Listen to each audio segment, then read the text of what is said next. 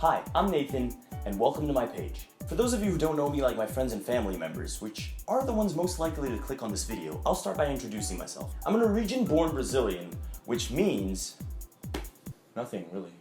Anyway, I was brought up in the US, and I'm currently attempting to juggle writing, music, and filmmaking because I have a terrible issue with focus.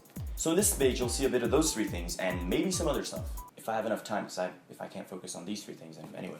Since this is my very first time speaking out in social media, I'd like to start by advertising my very first novel. I began writing it when I was 15, finished when I was 18, and that might tell you a bit about how fast a writer I am. Obviously, that's not enough to make you want to check it out, so here's a quick rundown. The Forgotten Land of Myria is a fantasy fiction novel about a land where the inhabitants have discovered a magical substance called myrrh where they can develop unnatural abilities like the manipulation of elements. No, not Avatar, I promise. In the first volume, which is the one I'm publishing, we follow two completely different boys named Roy Kendon and Angus Harper, who discover the land together, and as the story unfolds, they discover that Myria has a lot more to do with them than they think. Now, if all of this doesn't seem very appalling, I understand. Books are overrated, fantasy fiction's overrated, and everyone wants to be the next J.K. Rowling. But I have something quite intriguing that none of these other books do. Pigeons. Pigeons. That's right, these flying rats. Now, I don't know about you, but I always found it odd that no one seems to know where they come from. Because there's a lot of theories. Some say they're lost umbrellas, some say they're aliens. Truth is, you never see a baby pigeon flying around, or a pigeon nest. And why is that? Well, I'm here to reveal the truth. Pigeons are from Myria.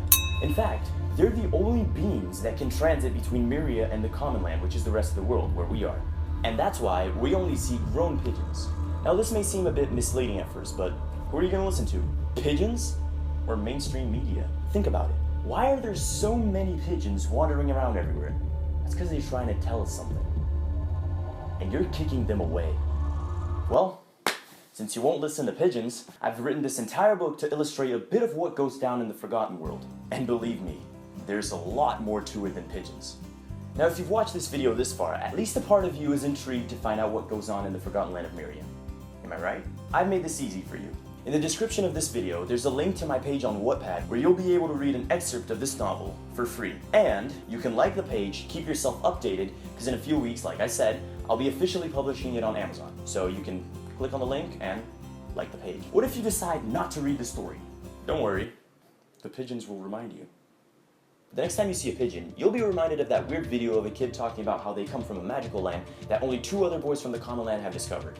You'll see it in their eyes, and your curiosity will grow. Now, in all seriousness, the pigeons and I have put a lot of effort into this story to make it believable. Especially because I've never been to Myria, so I've written this story based on what they've told me. So, if the story sucks, blame the pigeons. But anyway, if you're at least a little bit curious, go have a look. And if you enjoy it, please tell your friends, tell your family, tell the pigeon next door that you like the story. Tell everyone. It's important. You know, for the pigeons.